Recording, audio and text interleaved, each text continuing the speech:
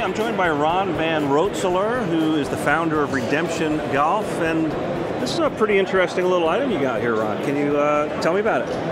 Yes, well, what we've tried to do is replicate what's happening with a sand wedge when you're blading a sand wedge on the green, or just off of the green. People do it a lot of times with a Texas wedge, that kind of a thing. And when you're working with your sand wedge, the club, first of all, is toe heavy, and also when you open it up, you end up with your flange at the bottom, the weights at the top.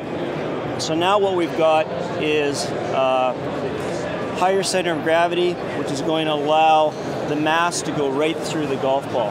And combined with the toe weighting, results in a nice arc and a nice release to the hole. So we see on tour all the time, the guys are using the wedge as a Texas wedge, which really Yes. is using it as a putter. They're trying to hit the equator of the golf ball, usually out of the fringe. Yep. And so you've really replicated that in the design of this golf ball. Yes, and it's much easier, of course, than the sand wedge because you've got a much deeper face. So it works well in that situation, but really the strength of the putter is in 20, 25, 30-foot putts where, the important thing is weight. And people are trying to avoid three putting and having the center of gravity high. It's amazing how it releases through the ball and a nice roll you get.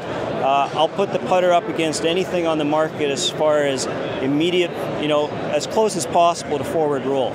I mean, every ball is going to skip a tiny bit, but we'll put this one up against any of the competition. Well, that sounds good. Of course, they say if you can eliminate three putting from your game, right? I mean, that's just like 4 or 5 shots gone from your score. So that's a great thing. Thank you, Ron. Thanks. Thank you. Appreciate it.